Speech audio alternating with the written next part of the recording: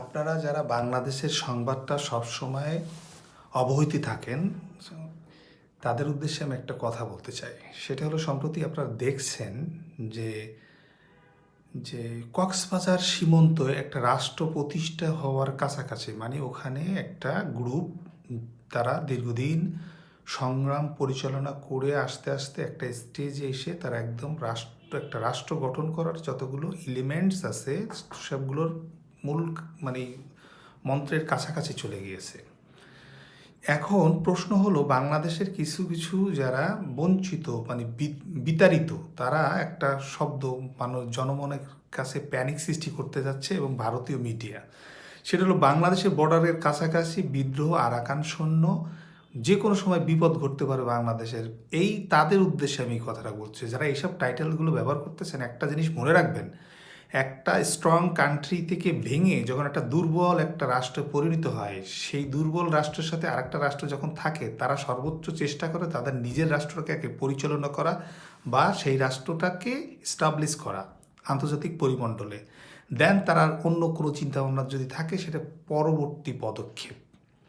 সেক্ষেত্রে মায়ানমারের মতন একটা রাষ্ট্র বাংলাদেশের সাথে টেক্কা দেওয়ার মতন, রাষ্ট্র হিসেবে টেক্কা দেওয়ার মতন ক্ষমতা রাখে না। সেখানে তো আরাকান আর্মি, বাংলাদেশের আর্মি এতটাই এক্সপার্ট, এবং বাংলাদেশে এখন বিশ্বের সবচেয়ে মানে স্ট্রং, পৃথিবীর সবচেয়ে মানে ভয়ঙ্কর যে ড্রোন বলা হয় বায়রাক্তার TB2 ড্রোন, যেটা তুরস্ক থেকে আনা হয়েছে, সেই সার্ভেলেন্স ড্রোন 2টা মোতায়েন করা হয়েছে অলরেডি বর্ডার বেঞ্চে। আমরা কোনো পদক্ষেপে যাচ্ছে না বাংলাদেশ, কিন্তু বাংলাদেশ যদি চিন্তা করে যে আরাকানের স্টেটটাকেই বাংলাদেশে অকুপাইড করবে, সেটাও কিন্তু সম্ভব।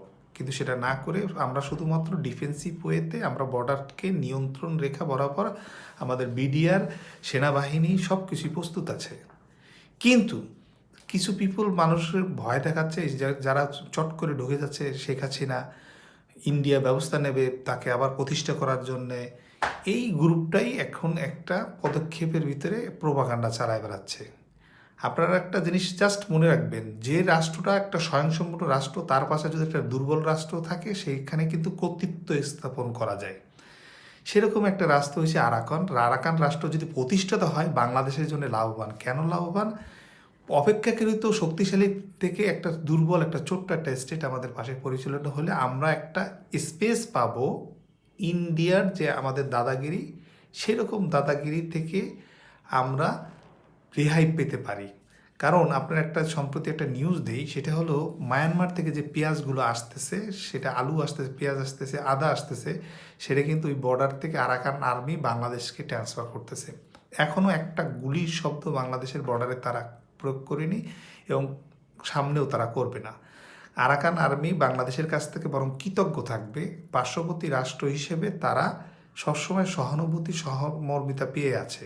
এই আরাকান স্টেট থেকেই কিন্তু আপনারা দেখবেন যে লক্ষ লক্ষ যে রোহিঙ্গা উদ্বাস্তু বাংলাদেশে চলে আসছে, এরা কিন্তু আরাকান স্টেট থেকে আসছে। সেই রাষ্ট্রটা স্বাধীন হলে আমরা বরঞ্চ উপকৃত হব। একটা অপশন থাকবে, তোমাদের আমরা স্বাধীনতা হিসেবে মেনে নিতে পারি, যদি তোমরা আমাদের বাংলাদেশ থেকে তোমাদের রোহিঙ্গা যারা আছে তারা প্রত্যাবর্তন তোমাদের কান্ট্রিতে করে নিয়ে যাবা। তারপরে তোমাদের আমরা স্বাধীনতা হিসেবে স্বীকৃতি দেবো। দরকর্ষকের সাথে সুযোগ থাকবে। সেইটা না বলে এই কিছু ইউটিউবার বাংলাদেশের মানুষকে ভয় পাইয়ে দিয়েছে। আরাকান রাষ্ট্র নতুন রাষ্ট্র হচ্ছে, বাংলাদেশের জন্য ভীতি করে জীবনও না। এটা বাংলাদেশের জন্য সুখবর। সবাইকে ধন্যবাদ।